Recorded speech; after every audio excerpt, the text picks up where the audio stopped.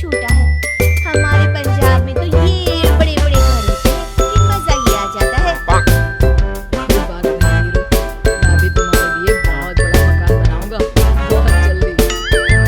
नीरू के पिता जहाँ पंजाब की जाने माने व्यापारी थे, वहीं उसका पति राहुल दिल्ली में एक सिंपल नौकरी करता था।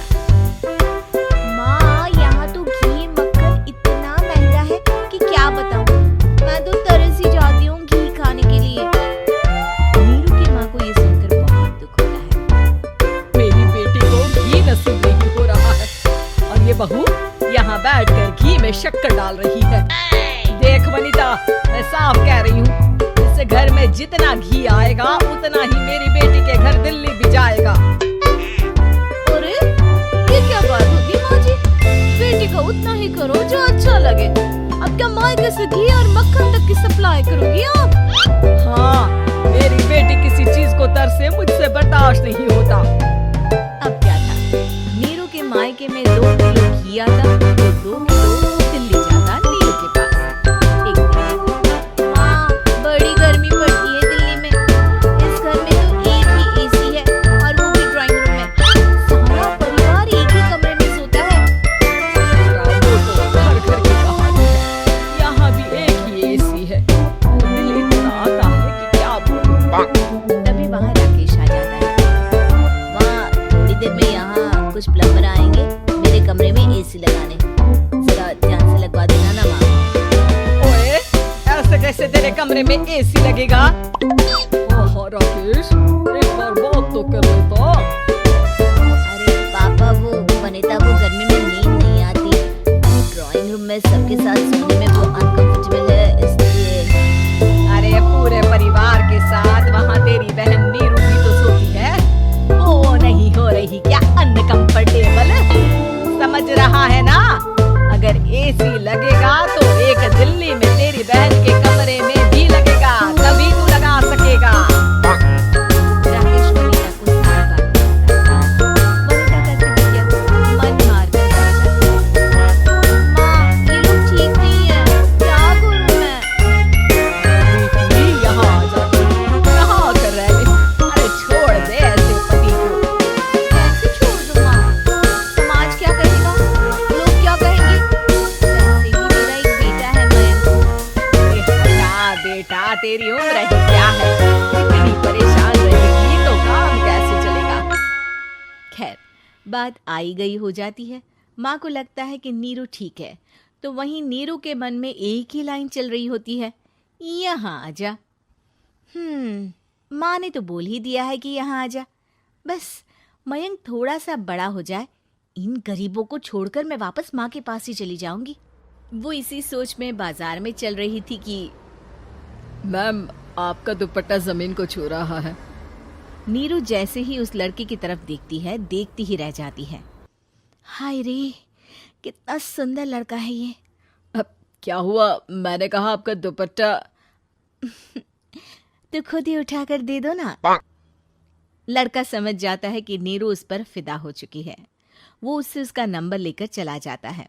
अब क्या था, नीरू और रोहित में लगातार बातें होने लगती है।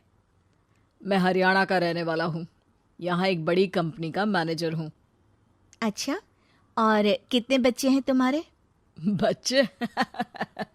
अरे मेरी तो शादी भी नहीं हुई है। तुम बताओ, शादी करोगी? नीरू शर्मा जाती है। अब लेकिन मैं तो पहले से ही शादीशुदा हूँ। मुझे फर्क नहीं पड़ता, बस तुम शादी कर लो, भाग चलते हैं। बहुत पैसे वाला हूँ मैं, हमेशा खुश रखूंगा तुम्हें। नीरू रोहित से मिलकर सारा प्लान बना लेती है और फिर एक दिन घर से भाग जाती है। दोनों शादी कर लेते हैं। शादी के बाद क्या बात है नीरू, तुम्हें परेशान सा देखता हूँ, सब ठीक तो है ना? हाँ हाँ, सब ठीक है।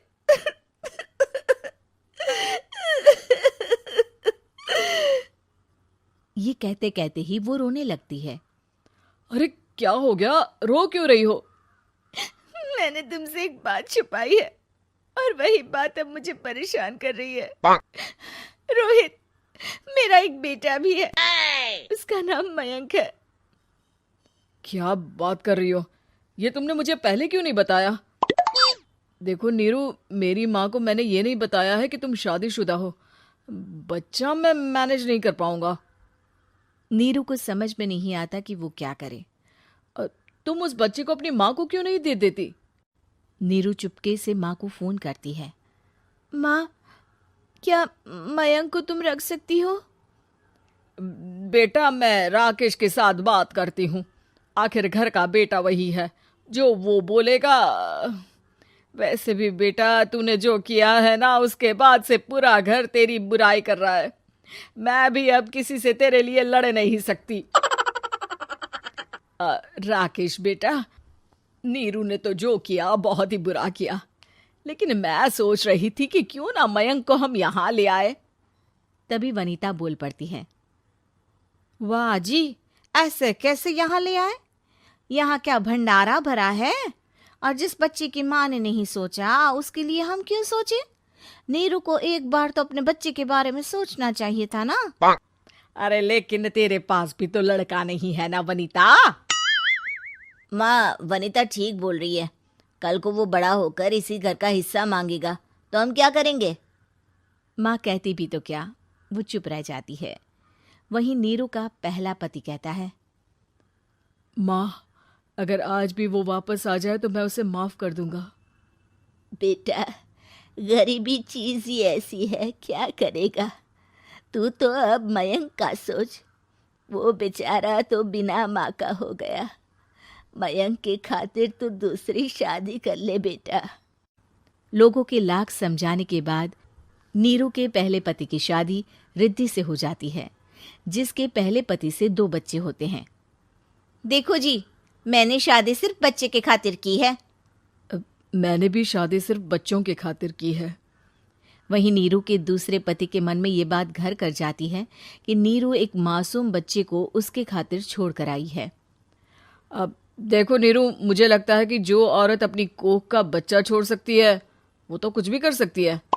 कल को तुम्हें मुझसे अच्छा कोई मिल गया तो तुम तो मुझे भी बाय बाय कर दोगी ना। नीरू को अब उसका दूसरा पति ताने देना शुरू कर देता है।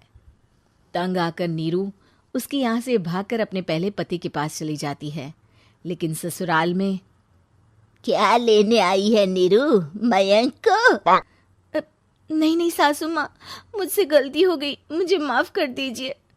नीरू, अब वक्त खत्म हो गया है, मेरी शादी हो चुकी है। तो छोड़ दो ना उसे, हमारा बच्चा है। मैं आपको अपनी माँ नहीं मानता। मेरी नहीं मान तो बात अच्छी है।